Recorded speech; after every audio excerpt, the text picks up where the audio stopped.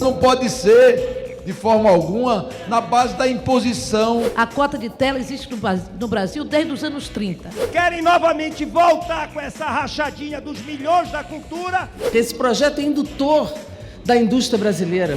Tem que ter competência e não só na cota.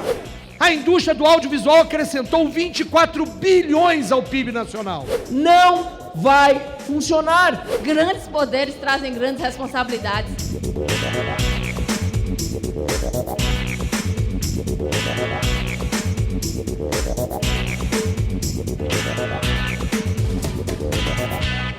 Esta semana, o plenário abriu os trabalhos aprovando 37 das 50 emendas do Senado ao Marco Legal das Garantias de Empréstimos, que já havia passado pela Câmara. A principal mudança foi a exclusão do serviço de gestão de garantias. Outra emenda possibilita o uso de medidas extrajudiciais para recuperar crédito por meio de cartórios. A matéria vai à sanção presidencial. O tempo de recuperação de garantias também no Brasil é excessivo, com uma média elevadíssima de 4 anos, contra 2 anos na Rússia, Chile e África do Sul. Não é à toa que temos um efeito tão grande da inadimplência no chamado spread bancário. As garantias não garantem. Esses dados indicam que o tratamento atual dispensado ao tema das garantias pelo ordenamento jurídico brasileiro necessita ser reformulado para que os juros pagos pelo tomador brasileiro possam cair. Seguimos favoráveis à instituição do novo marco de garantias. Temos dificuldades, porém, com uma série de emendas que voltaram do Senado da República de temas ou objetos diferentes, o que acaba inviabilizando a separação temática das emendas. Essa história de que você tomar a casa da pessoa de baixa renda da diminuição de juros é algo que nós não podemos considerar como razoável. Mas, nesse momento, a gente está avaliando as emendas do Senado Federal. Entre outras coisas, a empenhorabilidade do bem de família, que retorna, então, de maneira mais consistente ao texto. Então, nós estamos votando a favor, a bancada do PSOL, a partir dessas emendas. Nós somos naturalmente favoráveis ao marco da garantia, ainda mais que tem por objetivo facilitar a utilização de garantias, né? E isso fomenta crédito, e isso viabiliza negócios, empréstimos, e tira, muitas vezes, aquela pessoa que gera riqueza, aquela pessoa que dá emprego do sufoco, uma vez que, para ter qualquer crédito, ela sempre precisa dar algo em garantia. Aqui quero cumprimentar o relator, que atendeu ao nosso apelo, hoje em reunião de líderes, e confirmou o acatamento da emenda 19, proposta pelo Senado, que garante a manutenção da empenhorabilidade do bem único. Ou seja, garante que a pessoa que tem sua casa não vai perdê-la para o banco por causa de uma dívida. Avanço importante, isso permite que a gente vote hoje o PL de garantias e que o povo brasileiro possa dormir tranquilo que os bancos não vão tomar a sua casa. Nós, da oposição, do PL, seríamos a favor, não só pela sua importância, mas também por ser um relator do nosso partido. Mas como nós já temos salientado muito, nós estamos fazendo uma obstrução que é uma obstrução pelo Brasil. Quando você tem melhor sistema de garantias, a tendência é que você tenha empréstimos com custo mais barato, porque o custo do empréstimo ou os juros estão diretamente associados ao risco do próprio crédito. Mas não é só isso. Nós também aqui discutimos e destacamos a quebra do monopólio do penhor pela Caixa, porque a Caixa tem a expertise. A Caixa, nesse empréstimo por garantias móveis, é quem carrega uma tradição. Nós não podemos permitir que qualquer empresa pudesse fazer o empréstimo por garantia. Isso ia facilitar, inclusive, a lavagem de dinheiro. Nós sabemos que o projeto, quando foi votado aqui, isso já foi dito, tinha uma série de contradições e, por conta dessas contradições, inclusive, nós votamos contrário. Nós votamos contrário porque entendíamos que o bem de família, o único bem de família, não pode ser penhorado. Isso foi retirado. Nós votamos contrário porque a Caixa Econômica deve continuar sendo detentora da exclusividade do penhor. E isso no projeto não previa, agora prevê. Eu quero fazer um apelo ao relator. Foi incluída uma emenda no Senado que permite que o Estado do Maranhão receba recursos do Fundo Constitucional do Nordeste, que já recebe, correto, certo, mas permite também que o Estado do Maranhão, deputada Rosário, receba recursos do Fundo Constitucional do Norte. Isso é uma anomalia, está desvirtuando a finalidade da criação do Fundo Constitucional. Nós, da bancada do Norte, não temos nada contra o Estado do Maranhão. Entretanto, 5 municípios da região Norte, soma 105 estados, soma 167 municípios. Está entrando 181 municípios só do Maranhão para pegar uma parte desse recurso do FNO. Então não é justo que isso possa prevalecer com os municípios da região Norte. O Maranhão pertence à Amazônia. Nós temos a floresta amazônica no nosso estado.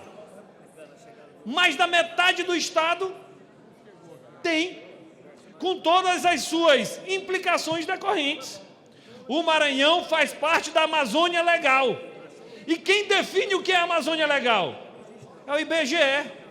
Negar que o Maranhão seja da Amazônia Legal é ser um negacionista estatístico, um negacionismo geográfico. E disso, nós da bancada do Maranhão conhecemos bem. Quase 80% do Maranhão faz parte da Amazônia Legal. E se faz parte da Amazônia Legal, nada mais justo que também tenha acesso ao Fundo Constitucional do Norte. Nada contra o Maranhão. Questão de ordem, presidente. Que já leva 3 vezes mais que os estados do Centro-Oeste, que é 0,6, que do Norte é 0,6, e o FNE, que já tem acesso ao estado do Maranhão, leva 1,8. Então, em respeito ao nosso Maranhão, mas à sobrevivência dos estados do Norte, eu voto contrário, inclusive colocamos um destaque suprimindo essa emenda.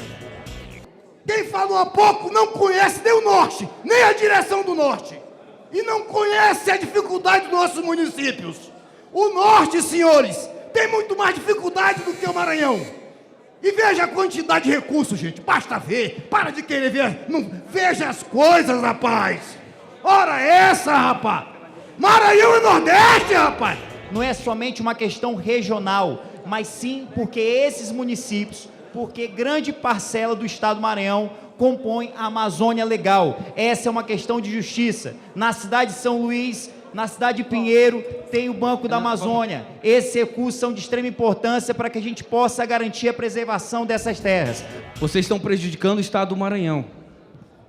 Vocês estão tirando a oportunidade de 181 municípios de disputarem um recurso de 124 bilhões para disputar 8 bilhões. Olha o absurdo disso. Então, é um processo que vocês pensam que estão ganhando, mas estão dificultando os municípios, que a concorrência e sobra recurso. É muito mais fácil sobrar recursos do Nordeste, que tem 124 bilhões por falta de projetos, do que apenas o estado do Norte, que são 180 bilhões, ou que são 8 bilhões apenas. Os deputados também aprovaram o projeto que prevê a volta da cota de exibição de filmes brasileiros nos cinemas. A cota de tela, como é chamada, havia sido extinta em 2021, mas passa a valer até 2033 e será regulamentada por meio de decreto anual do Poder Executivo. A proposta segue para o Senado. Desde a década de 30, o Brasil prima por estimular a sua cinematografia, o seu audiovisual. Se há um paradoxo de que a globalização leva conteúdos culturais para o mundo inteiro, há também um fenômeno que os países fazem com que a sua atividade cultural própria, a sua identidade seja mostrada nos cinemas nacionais, especialmente falando de cinematografia. Estamos aí com o nosso sonho, Claudinho e Bochecha, emocionando as plateias brasileiras, mas não tem tempo, porque a cinematografia, a indústria americana, ela tem muito mais força para entrar nas salas de cinema. Isso é um absurdo, eles quererem voltar a lavar dinheiro em nome da cultura nesse país. Todos nós vimos o que eles fizeram em nome da cultura nesse país. Os globais recebendo milhões e, claro, fazendo rachadinha com muitos políticos que estão por aí. E agora querem novamente voltar com essa rachadinha dos milhões da cultura, quando esse dinheiro deveria estar com o homem do circo, com as escolas de circo. Esses sim deveriam ter dinheiro. Como já disse a deputada Alice, a cota de tela existe no Brasil desde os anos 30. Segundo, é inacreditável que nós, que somos impedidos de ir para o cinema, porque o cinema brasileiro passou pelo menos 20 dias só passando Barbie e os Vingadores. E ninguém pode escolher um filme para assistir, porque não há produtor brasileiro que possa concorrer com um lançamento internacional. Esta posição é uma posição de esmagamento do cinema nacional. O sistema de cota de tela desde os anos 30 não funcionou, é uma esculhambação. E é claro que a esquerda brasileira se apropriou do mundo artístico e querem fazer dessas salas de filme que eles produzem um adestramento da população brasileira. Ele, na casa deles, nos apartamentos dele, está todo mundo com Netflix, com TV a cabo. Eu desafio se eles assistem só os canais abertos da televisão brasileira. O projeto das cotas de cinema, ele não interfere no conteúdo da programação. Cada exibidor, pequeno, médio ou grande, vai botar o filme que quiser colocar. Não há nenhuma ingerência sobre o conteúdo da programação. O que se pede aqui apenas é que haja um percentual da produção nacional nos milhares de cinemas brasileiros. Porque é isso que induz a possibilidade de se formar a plateia, de estimular a indústria, de induzir. Esse projeto é indutor da indústria brasileira. Nós estamos aqui defendendo o direito das pessoas trabalharem naquilo que elas quiserem e, especialmente, terem incentivo como outras áreas econômicas. Por que nós, semana passada, por exemplo, estivemos aqui, fizemos todo um esforço para liberar um crédito suplementar de 200 milhões de reais para o setor do agro, e nós não vamos fazer isso aqui para a indústria cinematográfica? Nós precisamos ter uma cota de tela para que o cinema brasileiro tenha vez nas nossas salas de exibição. É um absurdo que nós tenhamos que engolir a cada dia mais os processos internacionais de produção cinematográfica e deixemos de lado aquilo que é produzido com tanta riqueza no nosso país. Se o filme é bom, as pessoas vão assistir. Tem que ter competência e não só na cota. É isso. Filme bom, assiste. Agora se coloque na posição do exibidor. Como é que fica o empresário, o dono do cinema, que tem que botar uma bomba de filme lá porque faz parte de uma cota? Filme que não interessa a ninguém. Tem que olhar o lado empresarial. Aqui eu vou trazer essa analogia, uma sala, um cinema com 10 salas. Nesse cinema com 10 salas, tem que ter um mínimo de salas com cinema, com filmes brasileiros, filmes nacionais. É isso, para que o consumidor tenha mais opções, para que o consumidor tenha uma livre escolha, para que a cultura brasileira possa ser exposta aos brasileiros, e não tão somente aquilo que vem de fora. Não estou entrando no mérito da produção nacional ou estrangeira do filme. Aqui se trata da qualidade. Aqui se trata da vontade do consumidor de consumir um determinado produto, nesse caso, assistir a uma produção cinematográfica. Não vai funcionar. Pelo contrário, a média de pessoas assistindo a determinados filmes nacionais ao longo dos últimos anos em que esta lei vigorou foi de 5 pessoas por sala. Isso é insustentável. Nós sabemos que temos uma competição grande nas salas de cinema, sabemos que os americanos, especialmente, colocam todos os seus produtos aqui e a gente tem que engolir aquela cultura embarcada. E, aliás, se for olhar, países capitalistas da Europa estimulam, protegem o seu cinema nacional, valorizam a produção nacional. O mínimo que o Brasil tem que fazer é isso também. Quando você reserva uma sala e essa sala está vazia, você está criando um imposto indireto, onerando o custo de operação das salas de cinemas do Brasil. O incentivo tem que se dar por meio de outra direção, de estímulo à boa produção nacional. Eu sou apreciador do cinema nacional, respeito bastante. Agora, não pode ser, de forma alguma, na base da imposição, onde se gera custo para o próprio consumidor, como está posto na proposta de hoje. O Quatrilho, Cidade de Deus, Central do Brasil, O Quatrilho, Bacurau, Minha Mãe é uma Peça, Alto da Compadecida. E vem gente dizer que Hollywood é que faz filme bom. Vem gente não reconhecer a importância do cinema nacional. E é importante que a gente perceba que são obras de arte, da sétima arte, e nacionais, que tem a ver com identidade, cultura, indústria, emprego, economia. Em 2019, deputado Mendonça, 2019, a indústria do audiovisual acrescentou 24 bilhões ao PIB nacional.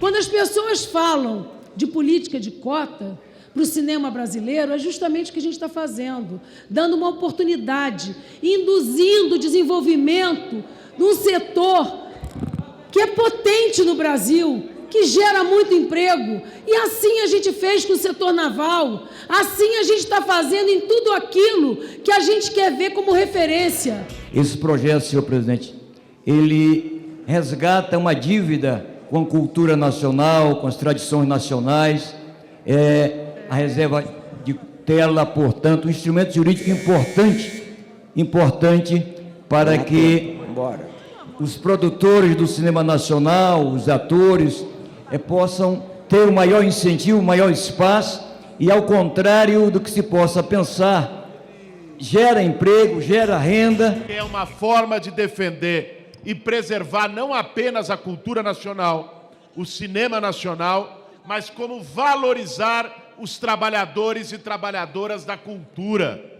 A cultura, às vezes as pessoas não se dão conta disso, é um dos setores que mais gera emprego e renda nesse país. Eu queria saber que dado, que fonte. Senhor presidente. Olha só, a indústria cinematográfica, não é a indústria têxtil, não é o agro, é agora a indústria cinematográfica brasileira que mais gera emprego e renda. Talvez botando uma cota maior em mais horários, obrigando a contratação, obrigando a pagar salário mais, dando cota para todo mundo, quem sabe aumente o valor do emprego e o valor da renda. Hoje é um dia importante para a cultura brasileira, para o cinema brasileiro, o cinema nacional. Essa decisão da Câmara dos Deputados, ela chega, senhor presidente, com muito atraso, mas ela é muito bem-vinda, em defesa da nossa arte, para que o nosso cinema, ele seja não só valorizado, mas, sobretudo, mais assistido. Há pouco tempo, 90% das salas de cinema brasileiras estavam passando Homem-Aranha. E nada contra o Homem-Aranha, eu gosto, quando dá eu assisto. Eu, inclusive, concordo que grandes poderes trazem grandes responsabilidades. E o cinema tem um grande poder. O cinema faz parte da construção do nosso imaginário, da nossa identidade, e deve, então, ter também uma grande responsabilidade, que é a de entender que não é uma indústria qualquer, é uma indústria que se coloca na área da cultura e que dialoga com a arte. Na quarta-feira, Câmara e Senado se reuniram em sessão do Congresso para aprovar projetos de crédito orçamentário destinados a várias ações do governo federal e também para derrubar vetos presidenciais a duas propostas: a que resultou na Lei das Ferrovias e a que reformulou o Código de Trânsito Brasileiro. Na sequência, o plenário da Câmara aprovou os projetos que criam diretrizes de atendimento no SUS para a fibromialgia, a política de trabalho digno para moradores de rua e um programa para diminuir a fila de espera por perícias no INSS. O texto dessa última proposta também concede reajuste salarial para policiais do Distrito Federal e prorroga contratos temporários de pessoal da FUNAI. A matéria vai à sanção. É muito importante que a gente fale de teleperícia, reduza essas filas, porque as pessoas, às vezes, não se aposentam, não